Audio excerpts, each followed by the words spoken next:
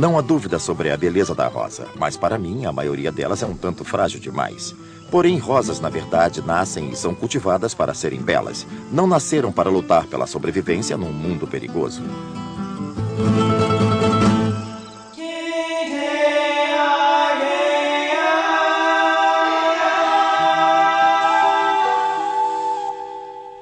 O mundo secreto dos jardins. Vida nas rosas. Distribuição Sinapse.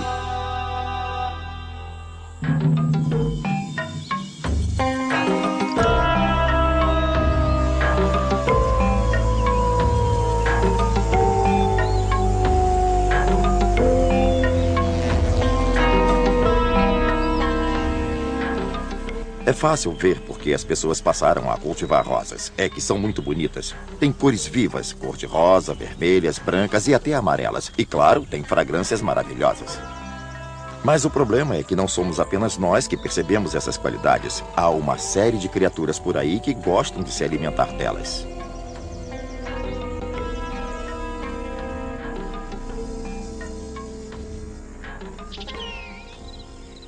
Na primavera, as roseiras começam a liberar muitos brotos macios. Ao contrário das rígidas hastes maduras, esses brotos são quase irresistíveis para uma série de insetos como pulgões e escaravelhos.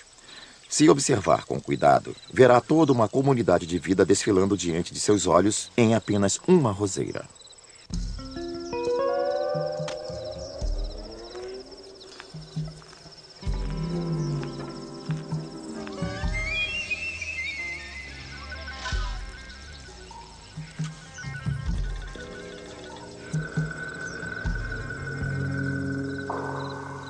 Quando a haste e as folhas não são novas, já estão estabelecidas, ficam bastante rígidas. É a flor, nova e suculenta, o alvo principal de quase toda criatura que queira se alimentar das rosas.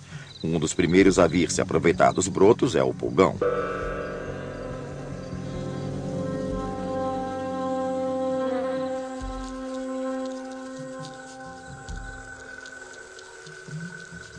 Os pulgões inserem as partes de sua boca nas rosas como se fossem um canudo, penetrando no tecido vascular. Assim, eles retiram muita seiva dos brotos em crescimento e estes não se desenvolverão adequadamente.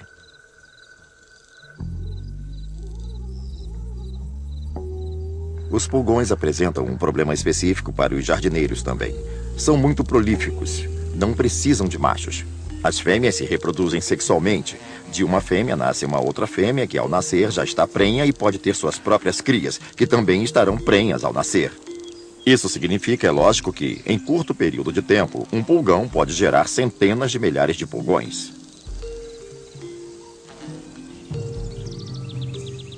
Quando vem uma rosa coberta por pulgões, os jardineiros em geral entram em pânico e querem se livrar deles imediatamente. Mas não há necessidade de desespero, porque há uma grande quantidade de predadores que ficarão bem satisfeitos em caçar os pulgões.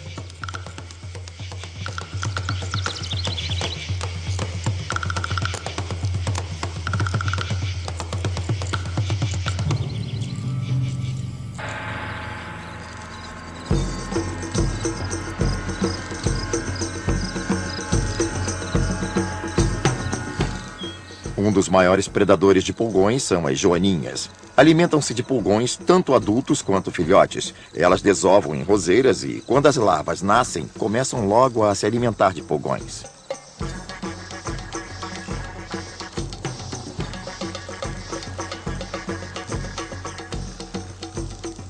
As joaninhas podem completar boa parte do seu ciclo de vida sobre uma roseira. Elas se fartam na população de pulgões até que, ao crescerem suficientemente, possam procurar um local seguro para permanecer de cabeça para baixo, preparando-se para o estágio pupal. Nesse meio tempo, ficam bem protegidas por seu casco espinhoso, que é quase uma armadura.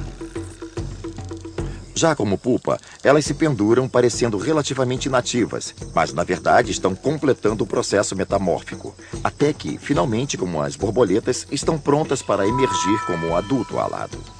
Demora um pouco até suas asas enrijecerem para a coloração completa, mas assim que se tornam ativas como adultas, voltam a ser vorazes predadores de pulgões.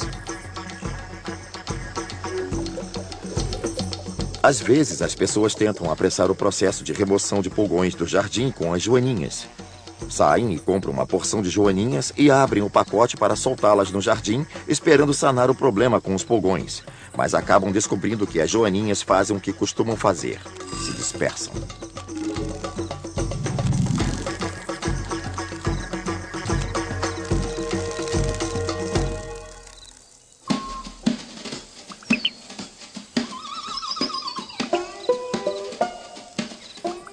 As cigarrinhas são um outro tipo de insetos que se alimenta diretamente da seiva da rosa.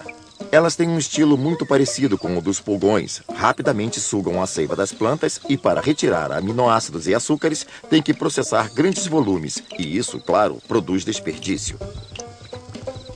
Elas têm um sofisticado mecanismo de eliminação desse desperdício.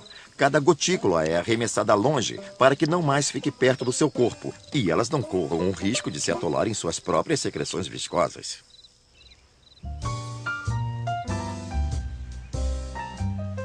As cores e as fragrâncias que tornam as rosas tão atraentes para nós não existem para nosso benefício, existem para atrair insetos polinizadores. As rosas são particularmente eficientes em atrair insetos porque exalam um perfume doce e produzem muito néctar. Elas são tão boas fontes de néctar que as abelhas não resistem e por isso as rosas do seu jardim estarão sempre rodeadas de abelhas, que levam para casa todo o néctar e o pólen que puderem para alimentar a cria. You're like a flower that blooms on the vine, dressed in bright color with perfume divine. My heart starts to beat with a romantic tune. You're lovely as a rose in bloom. A walk in the garden could never compare to the splendor I see when you walk down the stair. You bring out the sunshine and banish the gloom. You're lovely as a rose in bloom. I've always declined to spend too much time in a garden or a forest. When you come my way like a pretty bouquet, I feel like becoming a florist. All of the bees and the hummingbirds too are leaving the garden and searching for you. Everyone feels the same when you walk in the room. You're lovely as a rose in bloom.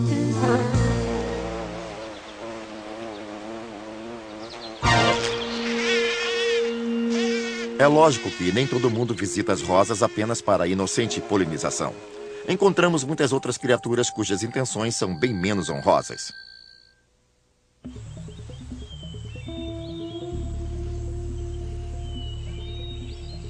As pétalas grandes e abertas da rosa são um belo jantar para algumas criaturas que se especializaram em comer pétalas de flores. Pétalas são macias, fáceis de se comer, têm um tecido delicado e são, ao mesmo tempo, ricas em nutrientes. As pétalas da rosa são o alimento favorito do escaravelho, por exemplo. São besouros bem coloridos, bem bonitinhos, mas com o péssimo hábito de esfacelar totalmente as flores. Mas o problema de muitas das nossas sérias pragas de jardim é que não perdem tempo em se reproduzir. Ocupam-se devorando as flores enquanto acasalam para não perderem tempo. Uma das pragas mais graves para as rosas é o besouro japonês. O problema dos besouros japoneses é o mesmo das nossas piores pragas. São trazidos de seu habitat até aqui, porém sem os habituais contingentes de predadores, que normalmente os manteriam controlados.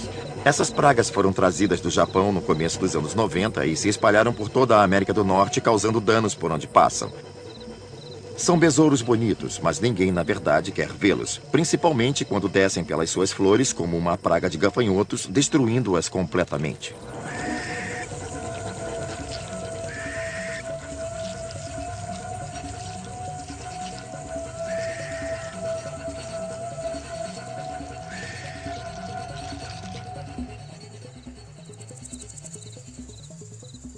Há uma outra criatura que pode aparecer ocasionalmente para se alimentar de suas rosas, cuidadosamente disfarçada para parecer um graveto, que é o bicho-pau. É claro que é difícil de ser percebido, portanto, se quiser encontrá-lo, tem que observar cuidadosamente suas rosas.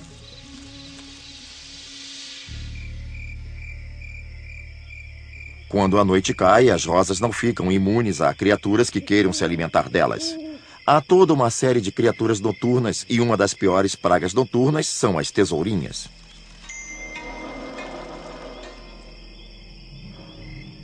Elas também são uma praga, mas trazidas da Europa e recentemente se tornaram um grande problema.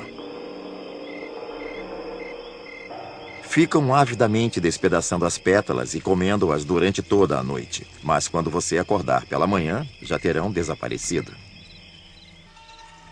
Elas estarão aconchegadas em algum lugar seguro, às vezes lá dentro das pétalas de uma rosa.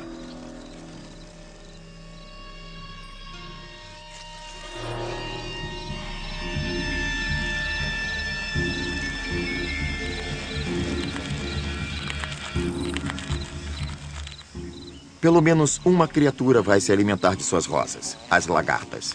Elas são praticamente um sistema digestivo sobre pernas, abrindo caminho pela vegetação, aproveitando-se ao máximo das suas rosas. Por sorte, lagartas também são uma guloseima macia e suculenta para muitos insetos predadores.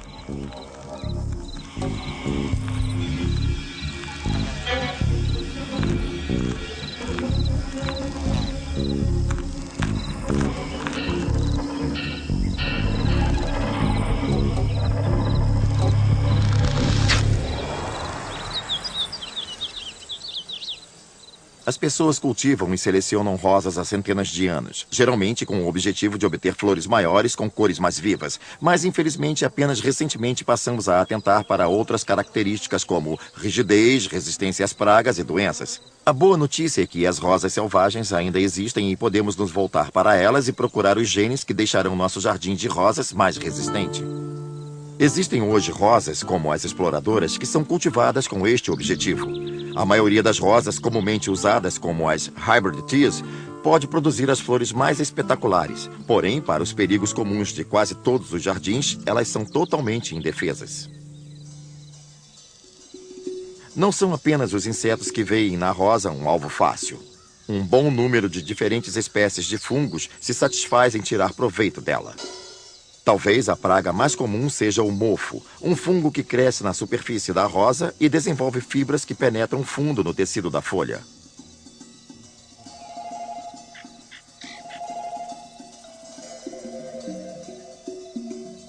Uma outra doença comum causada por fungos é o black spot. Se o black spot se instalar, pode ser um caso muito sério para a planta. E se espalha rápido.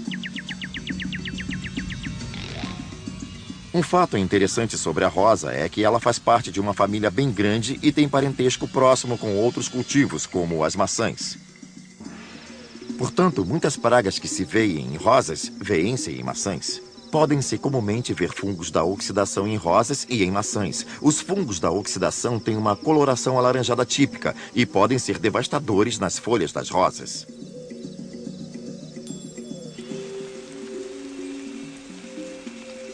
A água pode ser inimiga também. Os fungos precisam de umas gotas de água sobre a folha para penetrar no tecido da rosa. Então, se você irrigar seu jardim com um sprinkler, suas rosas pagarão o preço.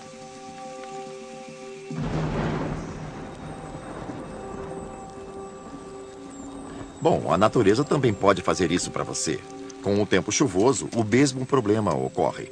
Cada gota de água que cai sobre as rosas cria uma nova oportunidade para os fungos penetrarem nas suas plantas. Portanto, se quiser que as rosas se desenvolvam, deve plantá-las sob o sol, onde as gotas de água sobre elas logo se evaporem.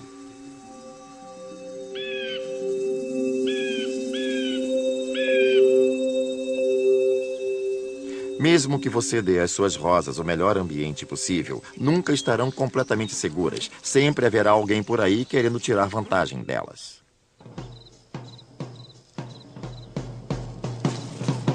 O elenco de personagens que se faz presente nas suas rosas durante o brotamento tem variedade infindável e é cheio de surpresas. Acontece que as rosas são um local fantástico para a desova e criaturas de toda a espécie aparecerem prontas para desovar.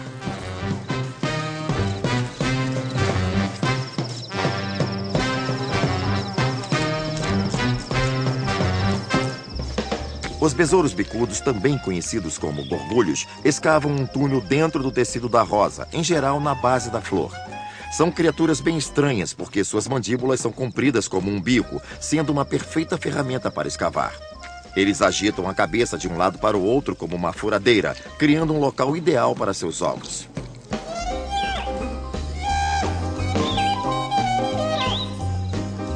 Quando o buraco é preenchido com os ovos e fechado, torna-se um ambiente perfeitamente protegido para as larvas.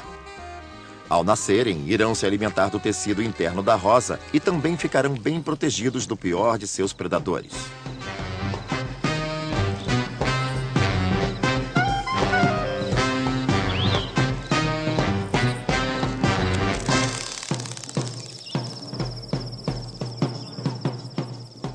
As vespas da bilis são bem pequenininhas, não são facilmente visíveis, mas sempre se pode ver o resultado de seu trabalho. A fêmea procura na haste de uma rosa um local adequado onde o tecido seja macio para que possa facilmente introduzir o seu ovipositor. Então ela bate levemente e observa a superfície para ver se ninguém foi mais rápido e já desovou ali. Depois de desovar, ela se muda para outro local, outra haste ou talvez outra planta, para que as larvas não fiquem competindo entre si.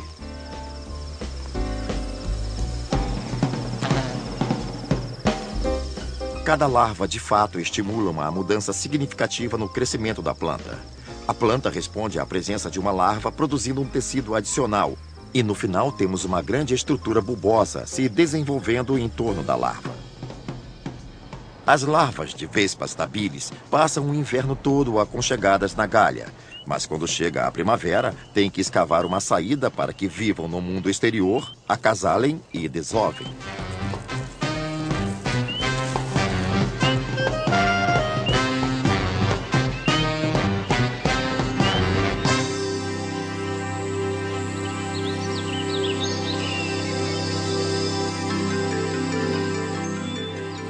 Às vezes você verá nas suas rosas pequeninos cortes em círculo, como se alguém tivesse chegado e feito isso com uma tesoura. É quando você percebe que as abelhas cortadoras de folhas estiveram trabalhando. Elas cortam esses pequenos pedaços de folhas de rosa com as mandíbulas, acomodam-nos sob o ventre e os levam para seus ninhos.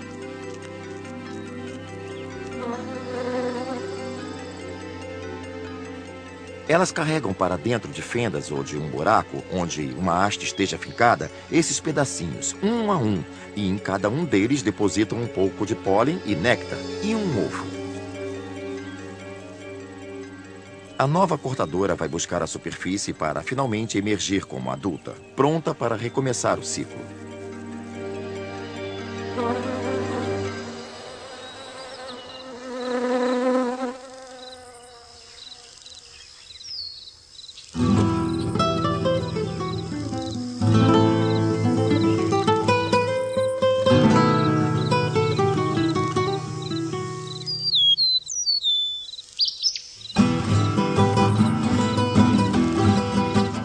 É difícil pensar em rosas sem pensar em espinhos. Olhando os espinhos, logo concluímos que são excelentes armas, mas que não têm muito propósito na maioria dos jardins. Não deixamos entrar gado selvagem ou antílopes no nosso jardim, afinal. Portanto, não protegem nesse sentido. Por outro lado, são muito úteis para muitas outras criaturas que possam querer usar espinhos como proteção. Filhotes de passarinhos, por exemplo, podem ficar em ninhos no meio de uma roseira bem espinhosa que, de certa forma, estarão protegidos de grandes predadores. Para os passarinhos, não é fácil criar os filhotes. Não só têm de alimentá-los constantemente, como também os filhotes ficam indefesos e expostos nos ninhos. Então, o que poderia ser melhor do que uma cerca segura feita de espinhos?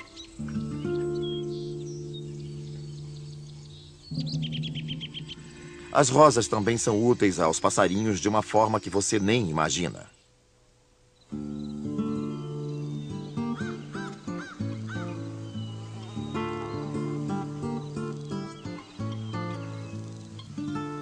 No final da primavera, as rosas começam a murchar. Ainda podem brotar algumas poucas no verão, mas, em geral, elas vão murchando ao fim da primavera, florescendo cada vez menos até, finalmente, a última pétala cair.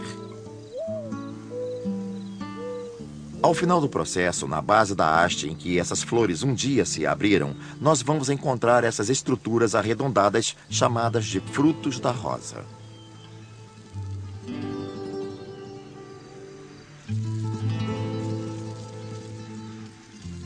Os frutos da rosa são bons para todos. Muitas criaturas gostam de comê-los, inclusive os camundongos de jardim. Eles são uma fonte rica de vitamina C e de muitos outros nutrientes, e por isso também são bons para as pessoas. Na verdade, sempre os usamos para fazer chá ou mesmo maravilhosas geleias e gelatinas. Os frutos da rosa existem como mecanismo de dispersão para as sementes da flor. Os passarinhos gostam deles, principalmente no final do inverno, quando são mais macios e maduros e estão mais doces. Eles provêm uma boa fonte de energia quando os passarinhos precisam, mas para mim o charme dos frutos da rosa são seus formatos e cores interessantes quando surgem através da neve se anunciando aos passarinhos.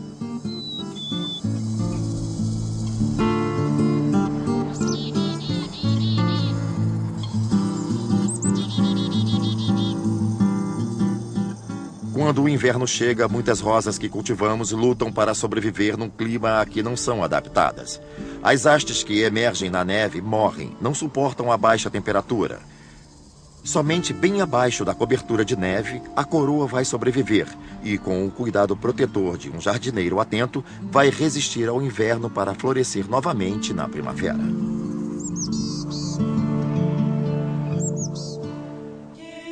Versão brasileira Alcateia.